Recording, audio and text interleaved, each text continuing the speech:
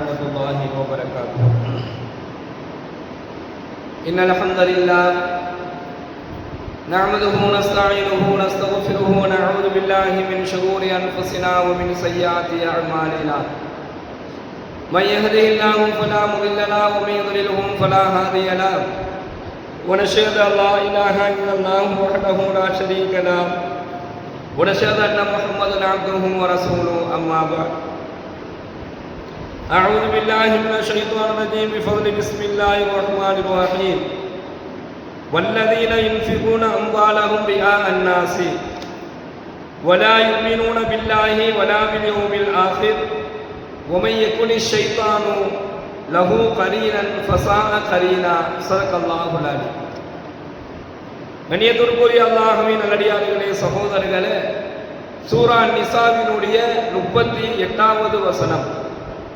இந்த வசனத்தில் அல்லாஹ் சொல்லக்கூடிய செய்தி என்ன அப்படின்னு சொன்னா, வல்லதீன யுன்ஃபிகூன அம்வாலஹும் ரிஆ அன்னாஸ், மேலும் அவர்கள் தன்னுடைய செல்வங்களை மனிதர்களுக்கு காண்பிக்கக்கூடிய வகையில் புகழுக்காக செலவு செய்வார்கள் என்பதாக எல்லாம் வல்ல இறைவன் இந்த வசனத்தின் வாயிலாக பெயருக்காக வேண்டியும் புகழுக்காக வேண்டியும் பெருமைக்காக வேண்டியும் ஒருவர் செய்யக்கூடிய செலவுகள், அவர் அதற்காக வேண்டி செலவு செய்தால் அதனுடைய நிலை என்ன என்பதை பற்றி இந்த 38வது வசனத்தில் அல்லாஹ் சொன்னான்.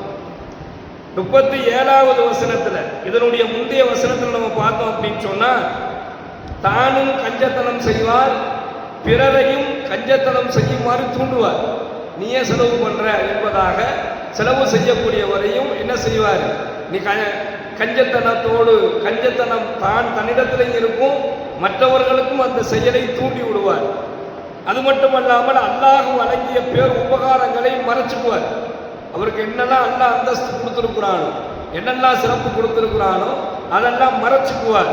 இப்படிப்பட்டவருக்கு இழிவு தரக்கூடிய வேதனை உண்டு என்பதாக முந்தைய வசனத்தில் அல்லாஹ் சொன்னான்.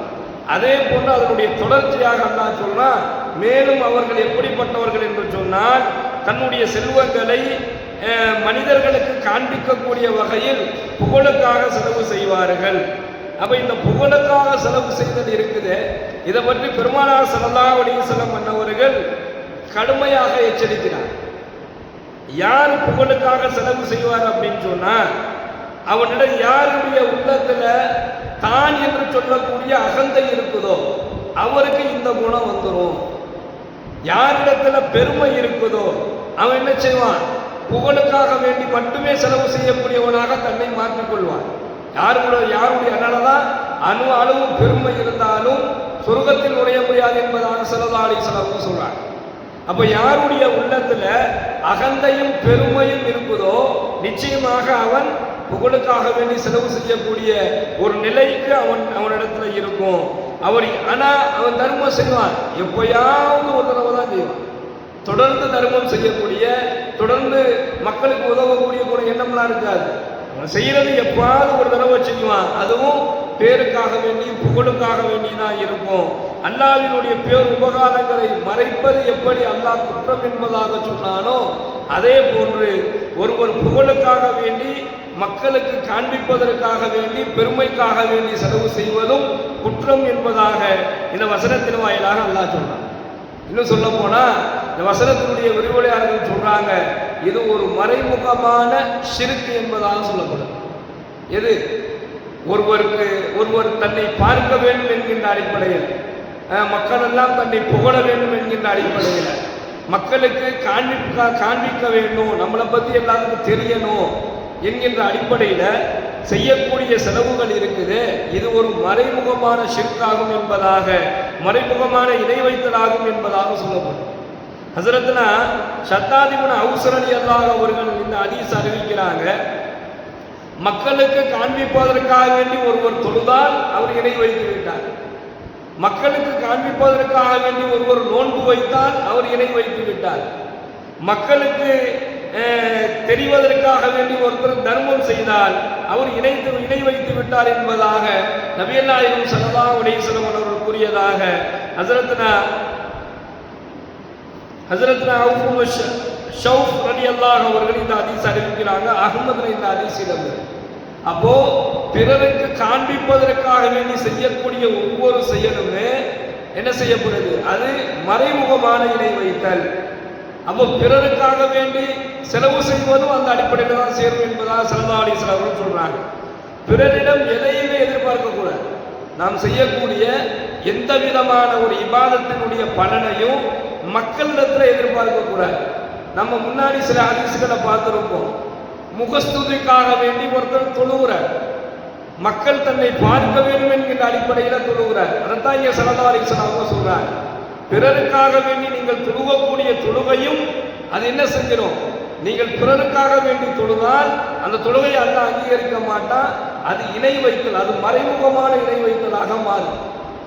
மக்களுக்காக வேண்டி வைக்கக்கூடிய நோன்புகளாக இருக்கட்டும், மக்களுக்காக வேண்டி பிறருடைய அந்த மக்களுடைய பெயர் புகழை சம்பாதிப்பதற்காக வேண்டி செய்யக்கூடிய ஒவ்வொரு செலவினங்களும் அல்லாஹ்விடத்தில் அங்கீகரிக்கப்படாது.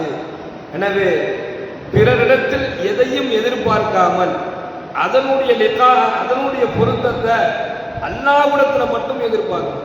அப்படி அல்லாஹ்விடத்தில் மட்டும் எதிர்பார்த்து ஒருவர் ஒரு செயலை செய்தார் அப்படின்னு சொன்னா, அது தொழுகையா இருக்கட்டும், அது நோன்பா இருக்கட்டும், அது தான தர்மமா இருக்கட்டும், அது எது வேணாலும் இருக்கட்டும், அல்லாஹ்வுடைய பொருத்தத்தை மட்டுமே எதிர்பார்க்கிறார். வேற மக்களிடத்தில் அவர் எதிர்பார்க்கல.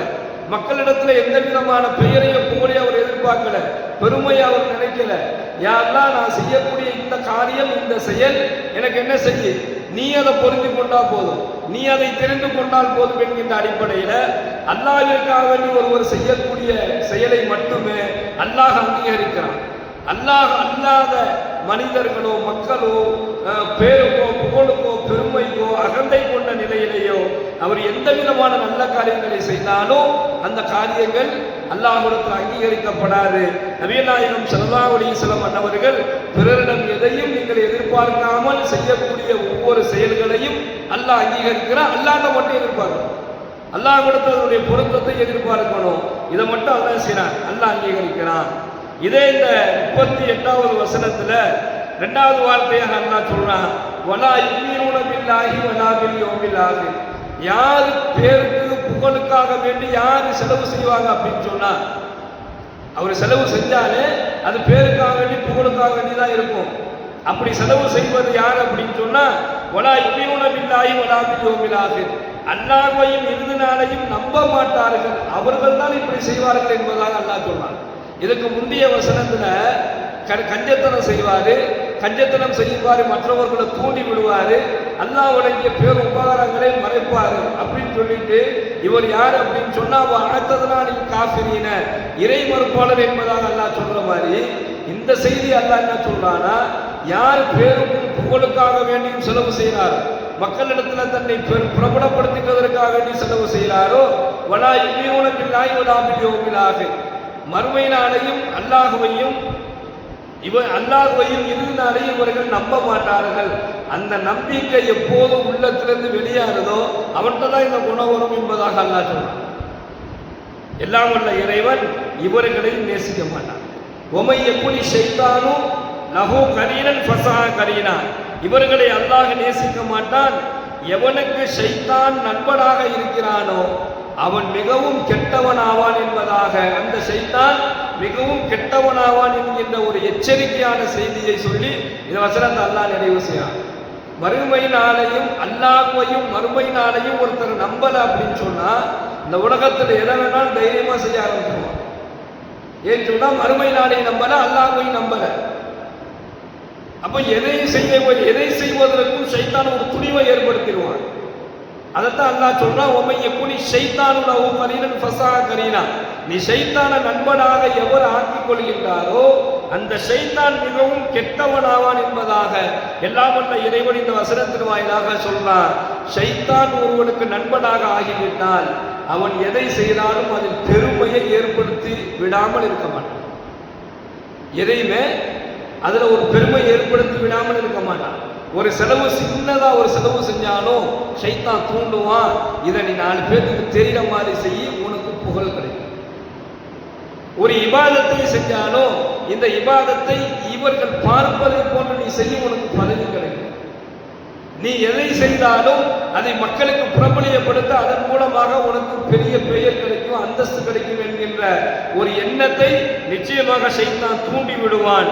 எனவே புகழுக்காக வேண்டி செலவு செய்வது, புகழுக்காக வேண்டி இபாதத்தை மேற்கொள்வது, புகழுக்காக வேண்டி எல்லாத்தையும் செய்யக்கூடிய அந்த செயலில் ஷைத்தான் உங்களுக்கு நண்பனாக ஆகிவிட்டால் அவன் ரொம்ப கெட்டவன் என்பதாக அல்லாஹ் எச்சரிக்கை செய்கிறார்.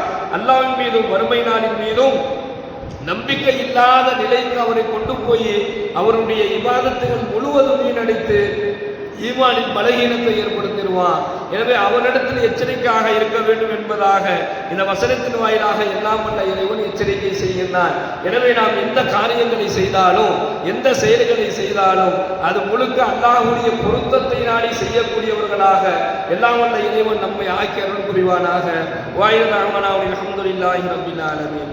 சுப்ஹானல்லாஹி பிஹம்திஹி சுப்ஹானக்கல்லாஹும்ம வபிஹம்திக வனஷ்ஹது அல்லா இலாஹா இல்லா அன்த வனஸ்தக்ஃபிருக வனதூபு இலைக். சுப்ஹான ரப்பிக ரப்பில் இஸ்ஸத்தி அம்மா யசிஃபூன் வஸலாமுன்